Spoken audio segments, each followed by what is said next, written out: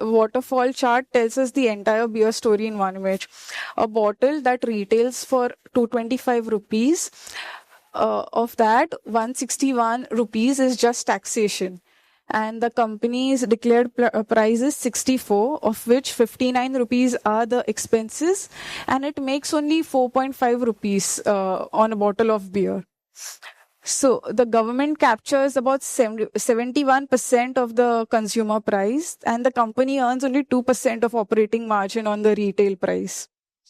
This is why Indian beer margins are structurally compressed. It's not the management problem, it's more of a taxation problem.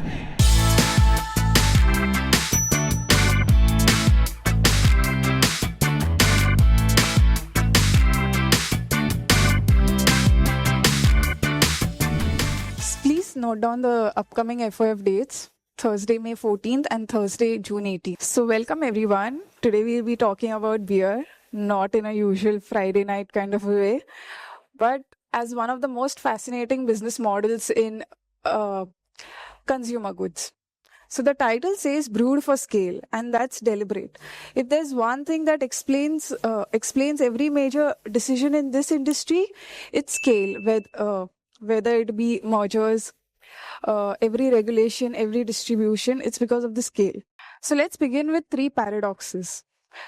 First, beer is FMCG. People buy it like they buy biscuits or soaps. They buy it frequently, they buy it affordably and at a mass scale. But it is not. But it is also not like FMCG. You cannot find it everywhere. You need special licenses to sell it. Beer is like alcohol, is like spirits, as it has alcohol content.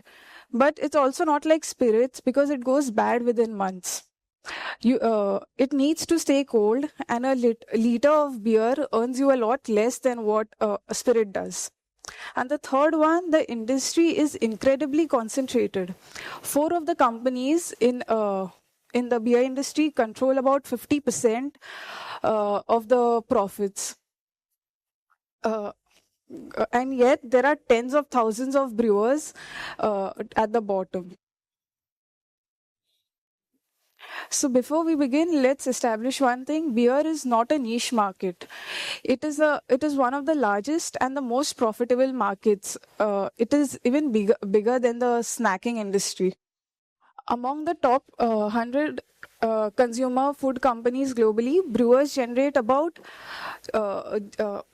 the second highest average profit, nearly $2.9 billion. They're just behind soft drinks and non-alcoholic drinks. Anheuser-Busch alone has a market cap of about $153 billion, followed by Heineken, which is at $46 billion. So now let's look at how beer sits within the global alcobev industry. Globally, beer has a volume share of about 76%, but in value, it is only 40%, similar to spirits. But spirits is only 10% volume. So about 40% of the value for spirits comes from only 10% value. Whereas in Indian industry, if you see, 32% of the share for beer is 32% of volume share is of beer, and it has a value of only 16%. Whereas spirits and country liquor dominate here. So for any beer company, the India chart screams opportunity. As the country urbanizes, as the young consumers shift to milder drinks, beer share should increase, right? But regulations make this very difficult for beer.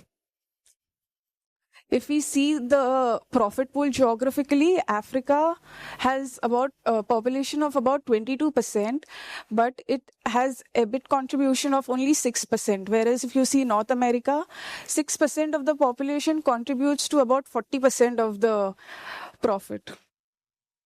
And it's similar for the companies. If you see 23% of AB InBev's volume share contributes 36% of profit.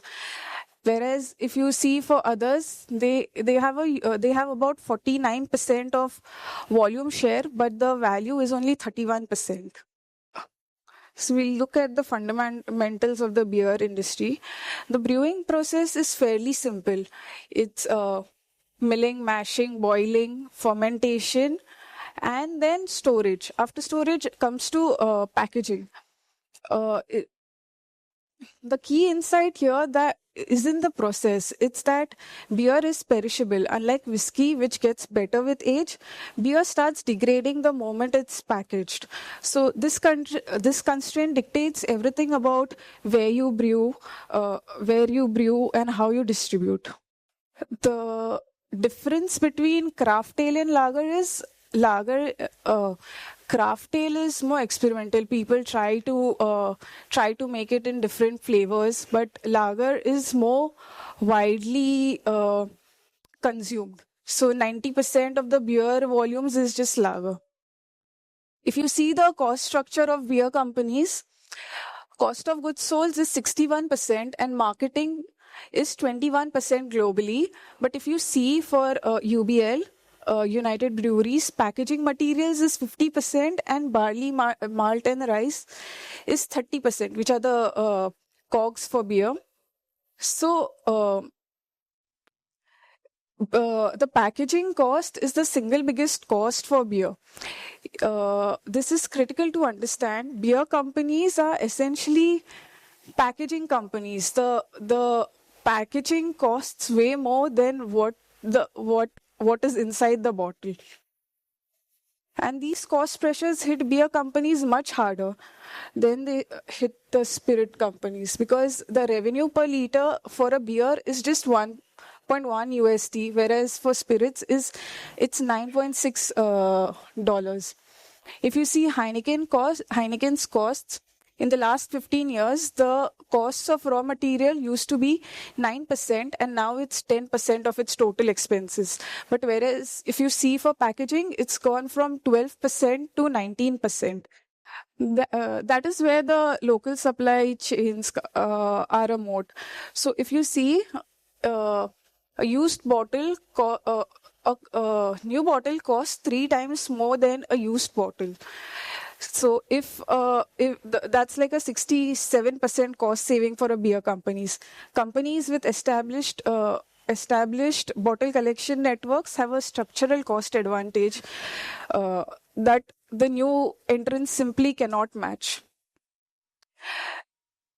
UBL has grown its cooler fleet from about 23,000 to 34,000 in the last 5 years.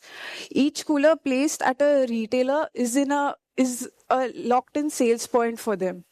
And for any new entrant to match this scale, they're going to need hundreds of crores, which is not very feasible for them. Now, branding and marketing makes a big difference for alcohol industry. Here's something remarkable. You cannot advertise alcohol in India. It is banned. So how did Kingfisher become such a large brand, right? Vijay Mallya, whatever you think of him personally, was a marketing genius. He understood that if you cannot sell the alcohol, you advertise the lifestyle. So he built an entire universe around Kingfisher. With Kingfisher Mineral Water, Kingfisher Calendars, the IPL team, and the actual airline. So, but none of this was actually beer advertising. And it worked so well that the tagline "King of Good Times" became part of every Indian language. Even the people who don't drink knew about this. And this jingle, you can probably hum it while you read it, became one of India's very first registered sound trademarks. Similarly, for Costco, which is the king of private label, it took years for them to get their beer right. They have disrupted every consumer category when it comes to private labeling, but beer had proved to be very resistant to this. So finally, Costco had to co-brand their beers with the brewer so that people finally start buying it. And here's a cautionary tale about how quickly brand equity can evaporate. After a controversy involving a trans influencer, Bud Light lost its 70% of the Northern American volume in a single quarter. If you look at the recovery trajectory, it took over a year for volumes to stabilize. FY23 saw a decline of 12.1%, whereas FY24 recovered just to 1.1%.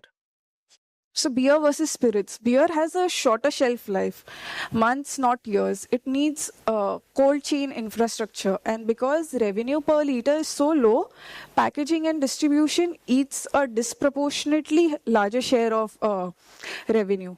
Think of it this way. Shipping a truckload of whiskey generates about 10x revenue than shipping a truckload of beer. But the trucking cost is roughly the same for both of them. This is why beer manufacturing has to be local. And beer is highly regulated. So this regulation acts both as a barrier to entry and a constraint on growth. It keeps the competitors out, but it also keeps the margins compressed. So let's look at the distribution system in the US. US has a three-tier distribution system. There is a manufacturer, a distributor, and a retailer. In most states, the same company is not allowed to own and control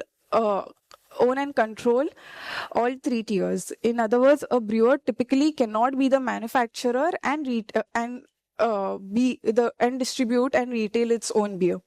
So the structural separation places clear limits on vertically integrated model. So this makes it much harder for concepts like D2C and private labels to exist. A second important feature is territorial exclusivity. In many states, a brewer can only appoint one distributor for a particular region. Over the time, this had made distribution layer highly consolidated. The economics naturally favors the incumbents. So a distributor who distributes AB InBev's beer has commands roughly 40% of the share and is tied to a distributor. That distributor starts with a scale advantage over that is extremely difficult for the new distributors to match. So a rival distributor without a similarly strong portfolio cannot compete effectively on reach, economics, and retailer relationship. So this structure also raises barriers for smaller breweries. If our distributors are already closely working with someone like AB InBev, they will have less incentive to allocate that much resources to a smaller brewer. So while this system was originally designed to regulate and separate power across the value chain, in practice it has also reinforced the position of the largest brewer. Now, if you see the chart, when you pay for a beer, about 30 to 35% of that, whatever you spend on beer goes to company, and about 65 to 70% goes to the government in the form of taxes. On the right, if you see, the chart shows percentage of tax collection. If you see Uttar Pradesh, Andhra Pradesh, and West Bengal, about 20 to 23% of the total taxes that a government receives comes only from taxes on alcohol. This is why alcohol will probably never come under GST. States simply cannot afford to give up this revenue. And now in India, each state is a separate market. Let me walk you through what it means for a beer company. You need separate licenses and registration in every state. Interstate movement faces restrictions and additional taxes. In many states, the government is a wholesaler. You sell to the government and not through it. Also, the number of license outlets is limited. So pricing is controlled where the government is involved in distribution.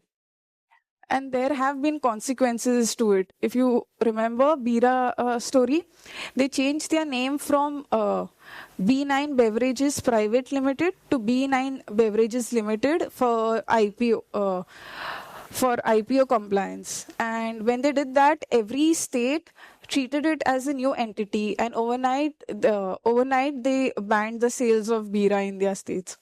And the company nearly collapsed over that one word. Liquor distribution in India is limited to 100,000 outlets only versus 10 million outlets for FMCG. If you see on the left, it's a privatized liquor store in Haryana versus a government liquor store in Chhattisgarh. These are two completely different retail models within the same country. But here's a flip side to it. This constraint also means that there is an enormous latent demand. So if India ever liberalizes alcohol retail even modestly, the growth could be explosive. Beer industry, it's a barbell of market shares. See why. So we can see in this chart, less than 1% of the breweries make up to 88% of US beer production, whereas 77% of breweries make up less than 1% of US beer production. So what does a brewery founder would do differently?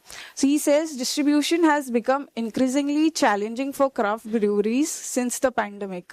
The combination of cooling demand for craft beer and the emergence of new beverage segments has limited new opportunities at retail and made it extra competitive for share of mind with distributors. And we can see it in this chart. For beer, there's hardly any private label presence. Private label, which has reshaped food, household products, and even spirits, simply hasn't happened in beer. Now, this is also a structural moat for these big companies. Costco's Kirkland is the only brand that was able to figure it out, but that also took them years and having to co-brand with the brewer. So what are the drivers of consolidation at the top? First, substantial marketing and branding cost. AB and Heineken spend on an average 11% of revenue, which is almost about $6 to $7 billion, which cannot be matched by a $50 million brewery. So smaller players find it difficult to establish a national presence. Regulated production and distribution. Alcohol sales licenses and regulations like the three-tier distribution make it very difficult for smaller brewers to gain shelf space at a national level. And also, because of health reason, most countries like the US do not let these breweries sell directly to the consumer, which means there has to be a distributor, so they can't do anything about this. And like the US, the Indian market is also consolidated for similar reasons. Since distribution and retail are tightly regulated, it is very difficult for new players to secure shelf space. In addition, every state has its own regulation, making it challenging for new brands to establish manufacturing. As a result, many brands remain state-specific and struggle to scale nationally.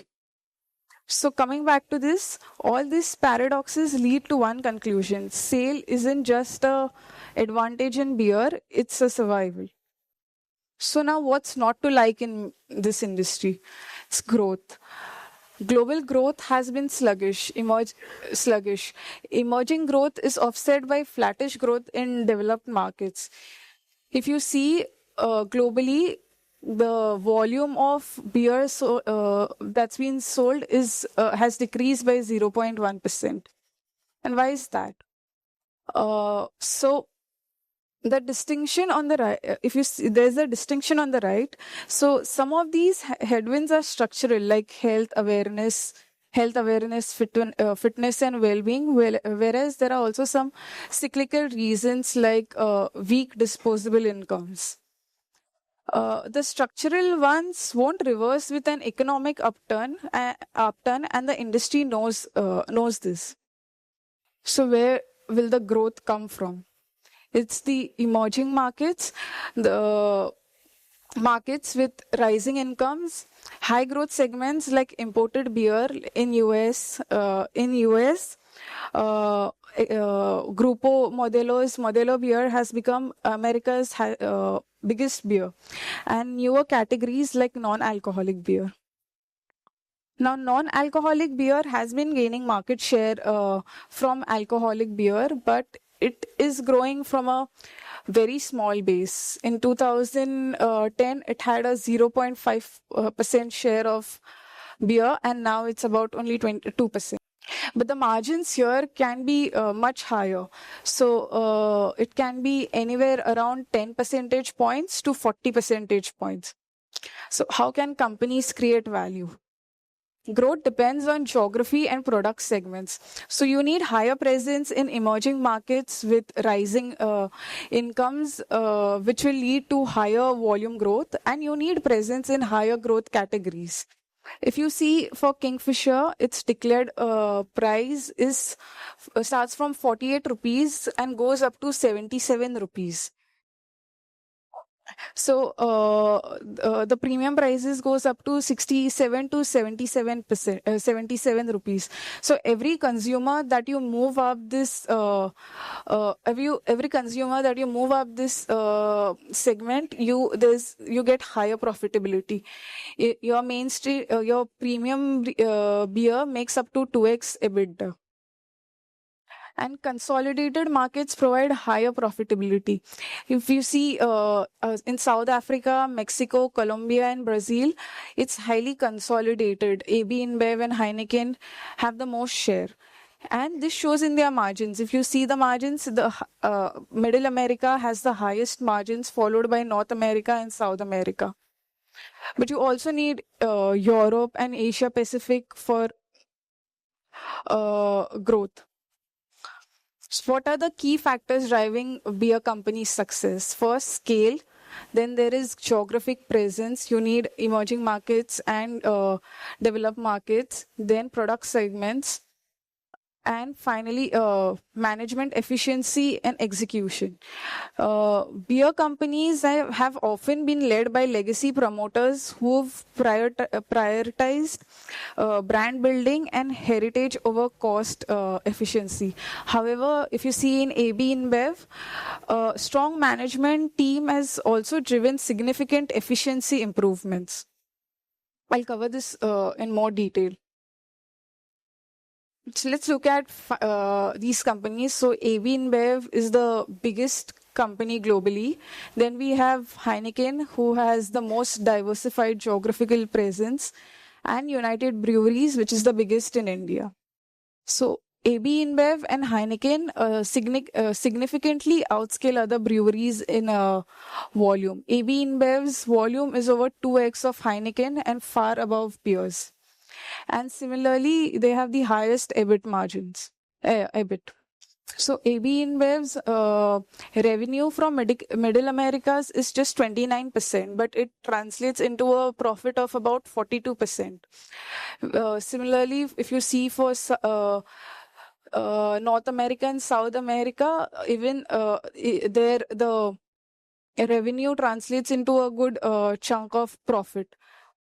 So AB InBev is a leader in North American and South American markets, which are highly profitable, while in emerging market, it's at a leading position and it's just behind Heineken. So the step increases in ABI's volume are from acquisitions. But since SABMiller's acquisition, the volume has declined. And you can see the decrease in volume due to Bud Light crisis in FY23 onwards. So here's a book I read for this presentation. In this, it was shown how 3G Capital introduced a strong zero-based budgeting mindset and pursued cost cuts aggressively. So their efforts range from majorly replacing large, lavish private offices with denser and more functional workplaces to smaller measures like reducing color printing. Now, this focus on expenses has helped AB InBev significantly. If you see Heineken's 33% of revenue composition contributes about 30 in America, contributes about 38 percent of profit in Americas. Even Europe being the biggest does not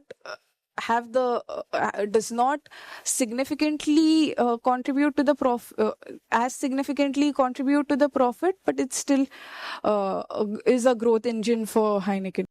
And Heineken's volume increase has been gradual. They did have a couple of acquisitions, but they focused mainly on premiumizing their beer and on premiumizing their beer. United Breweries.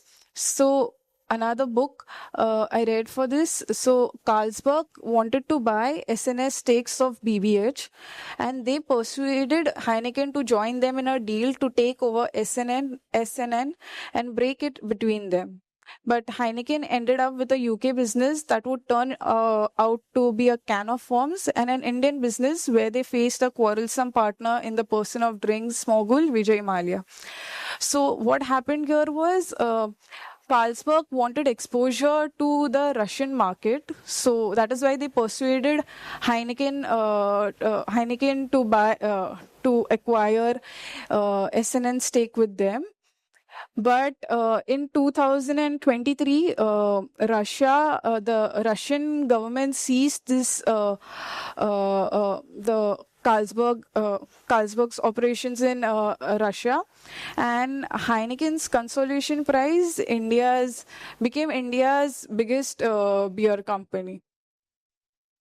UBL has held its 50% market share for 9 consecutive years. But if you look at the product mix, only 10% is from premium beer. This is UBL's biggest strategic challenge, because premiumization is where the margin increase comes.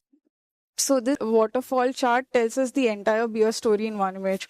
A bottle that retails for 225 rupees, of that 161 rupees is just taxation, and the company's declared price is 64, of which 59 rupees are the expenses, and it makes only 4.5 rupees on a bottle of beer. So the government captures about 71% of the consumer price, and the company earns only 2% of operating margin on the retail price. This is why Indian beer margins are structurally compressed. It's not the management problem, it's more of a taxation problem. If you see the realization for UBL has been has grown at a CAGR of 3.8%, whereas if you see for ABI InBev, it has been around 4.4%.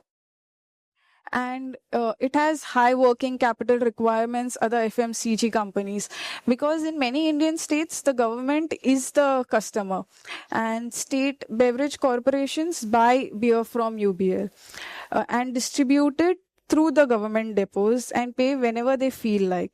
So UBL recently halted supplies to Telangana, and UBL wasn't the only one. Even Carlsberg, Diageo, Pernod, the government owes them about $500 million. So if you are effective in this case, you are effectively extending 4 months of interest-free credit to the government. So the gap here is both a challenge and an opportunity. For UBL, even if they shift 5 percentage points from mainstream beer to premium beer, that would materially improve their revenue. And ABI's margin is extraordinary, mainly because of 3G's capital efficiency, plus the share that they have in consolidated market. UBL is at 6.7%, and it's mainly because of heavy taxation and government-controlled pricing. If you see the net working capital days, AB InBev is at AB InBev is at negative 46 days, whereas United Breweries is at 120 days. This 166-day gap between ABI and UBL means UBI needs massively more capital to run the same amount of revenue. This capital earns zero return and permanently drags down the ROE for UBL. UBL is at 15%, but the high working capital is because the high working capital is a massive drag. So if you fix the government payment issue, this number would look dramatically different. But UBL is valued at 4 to 5 times the multiple of its global peers. The market is pricing India's growth premium, rising per capita consumption, and premiumization potential.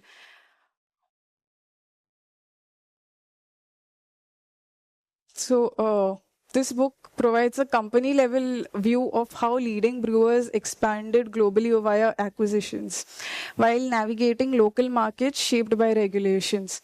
It's a very interesting book if you want to read about, if you want to know about the history of all of these, like AB InBev, Heineken, and Carlsberg. So AB InBev has done about 35 acquisitions since its beginning, and that's how it's become so big. So the key takeaways are beer is a large and profitable market, highly regulated sales and distribution, making it different from traditional FMCG. Scale and distribution can be modes enabling companies to earn a high return on capital, but pricing power and profitability in India is constrained by very heavy taxation. So the question here isn't whether beer is a good business. It clearly is. But the question is whether a specific company that you are evaluating has the right mix of geography, product, and management to outgrow an industry that is otherwise not really growing. Thank you.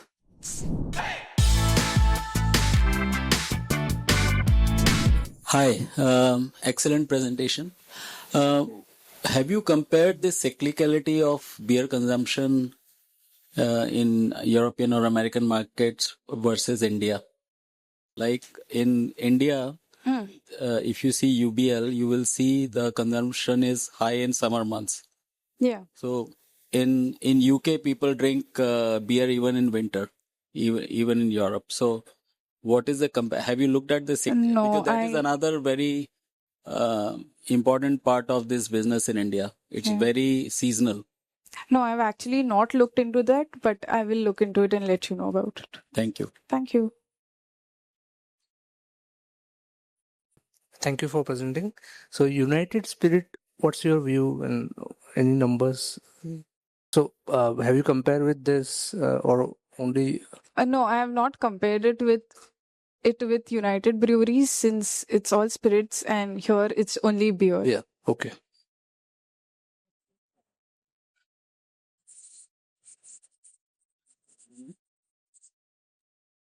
There is another question. Is the taxation different for non-alcoholic beer? Yeah, so I don't think I am not very sure on it, but they are not taxed similar to the alcoholic beer. So they do not, first of all, they do not have the same taxation. They are taxed like FMCG goods. And second, they can be sold anywhere. You can buy it on any quick commerce or just in any store. So my guess is it should be, the taxation should be comparable to the sodas, the Cokes and the Pepsis. Yes. Yeah, okay. Thank you. Any questions from the Zoom audience? What is the reason for the large variation in working capital between the companies? Here it's because UBL send so in US they have private distributors that the breweries sell the beer to, whereas in India, in most states, India is selling to the government, and the government does not pay these companies for about 3 to 4 months, which is why the working capital requirement is much higher for Indian companies. And has there been any movement to move to reduce taxes on beers and wines that would help improve sales and consumption? So recently, there's been a proposal in by the Karnataka government to tax alcohol on the basis of their alcohol percentage that is there, but it's still a proposal, and we'll have to see what comes out of it. We have a few from the room, in case you're done with the Zoom questions. Yeah, hi. A nice presentation. Since packaging cost is a critical component, so how does the cost differ between a can and bottles, especially in India?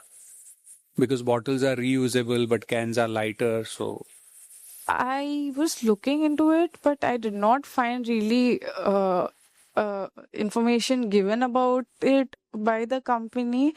They've just given what's the difference between when they use a used bottle versus a new bottle. thank you.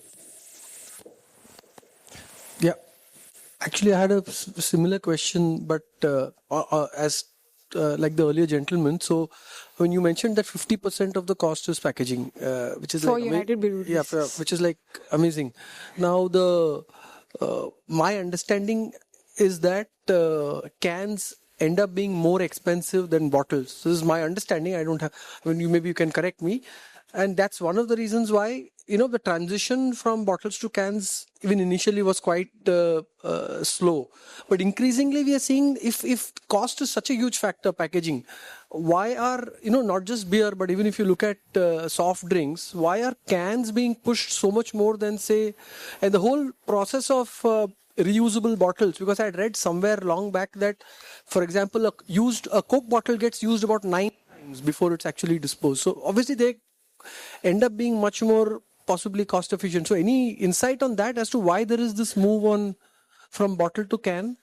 So Ronak says the cans, the aluminium cans are also recyclable infinite times. So maybe because of that. Can you hear me? Yes. My question is that maybe cans are also easier to transport within India, especially because glass gets damaged. So I'm assuming that there's also a benefit from using cans. But my follow-up question was, do you know how much of their business is can-based versus bottle or draught? No, that is another thing that they do not give information on. Any more questions? All right, thanks. There were a few questions on the pros and cons of glass bottles versus aluminium cans for beer packaging. So, addressing those questions, glass bottles have traditionally been associated with a more premium drinking experience. Unlike aluminium cans, which are relatively standardized, bottles can be designed in different shapes, sizes, colors, and finishes, allowing beer brands to create a more distinctive identity on the shelf. Glass is also chemically inert, meaning it does not react with the beer and can help preserve the intended taste profile over time. In addition, glass bottles tend to retain cold temperatures better, enhancing the consumption experience, especially for premium and on-premise occasions. That said, aluminium cans offer several practical advantages, which is why they have become an increasingly preferred packaging format for beer companies. Cans are easier to store, stack, and transport.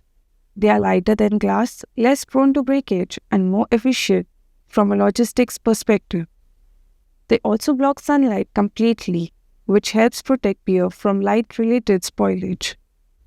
From a sustainability and cost perspective, cans are also attractive. Aluminium is highly recyclable, and because cans are lighter and more space efficient, they can reduce transportation-related emissions. In short, glass helps with premiumization and brand differentiation, while cans win on logistics, durability, convenience, and sustainability. Thank you.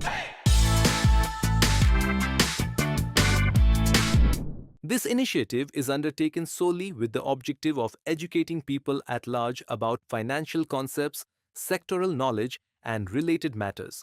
It is intended only for general awareness and learning purposes and should not be construed as advice, recommendation, or solicitation to buy, sell, or hold any securities or financial instruments. The information and views expressed are based on current understanding and are subject to change over time with evolving market conditions, regulatory developments, and other factors. The presenter or the company they are associated with may have existing exposure or professional knowledge relating to the sectors, themes, or concepts discussed. This does not, however, constitute a recommendation or endorsement.